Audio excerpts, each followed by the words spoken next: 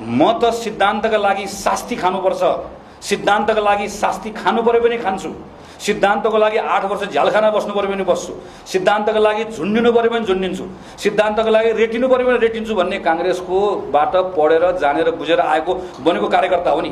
तपाईँ पनि त्यही हो, हामी सबै त्यही हो। 72 सालदेखि 82 सालसम्मको 10 वर्ष नेपाली काङ्ग्रेसको जीवनमा पनि र हाम्रो राष्ट्रिय जीवनमा पनि ती अँध्यारा वर्षहरू भए, ती काला दिनहरू भए, जसभित्र केवल सत्ता सत्ता सत्ता, शक्ति शक्ति शक्ति, त्यसका निम्ति सम्पूर्ण कुरा तिलाञ्जली दिने कुरा। गणेशमानले एउटा लौरो लिएर काठमाडौँमा ढडाङ्ग ठोक्दै गर्दाखेरि सिङ्गो काठमाडौँ एकैपल्ट जुरुक्क उचालिने काङ्ग्रेस बनाउन सक्छौँ कि सक्दैनौँ? त्यो काङ्ग्रेस बनाउन सक्ने भयौँ भने हामीले ठिक बाटोमा काङ्ग्रेसलाई लिएर गयौँ, त्यो काङ्ग्रेस बनाउन सक्ने भएन भने ठिक बाटोमा काङ्ग्रेस लिएर जान सकेनौँ।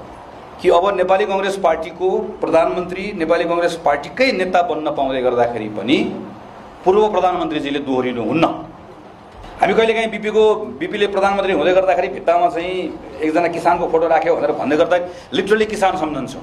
यहाँ अहिले गएर जुम्लाको अहिले तुरुन्त हामीले कोही साथी यसलाई बिम्बहरूमा हामीले बुझ्यो भनेदेखि भने मलाई के लाग्छ, बिपी केमा ल्याउन खोजिराख्नु भएको छ भने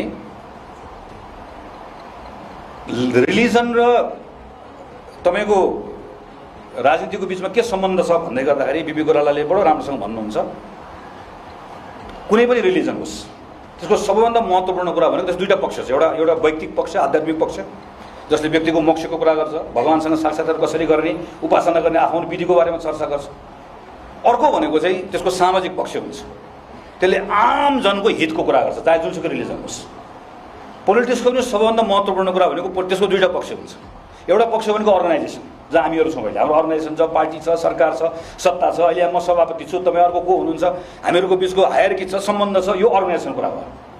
तर पोलिटिक्सको अर्गनाइजेसन कुरा गरिराख्दै गर्दा मेजर कुरा बिर्सनु हुँदैन, धर्मको जुन अर्को पक्ष छ, आध्यात्मिक बाहेकको अर्को सामाजिक पक्ष छ, जसले मानवको परोपकारको कुरा गर्छ, कल्याणको कुरा गर्छ। राजनीतिको पनि प्राथमिक कुरा त्यही हुनुपर्छ है। यदि मानवको कल्याणको कुरा बिर्स्यो, लोकको कल्याणको कुरा बिर्स्यो भने त्यो राजनीतिको के पनि अर्थ छैन।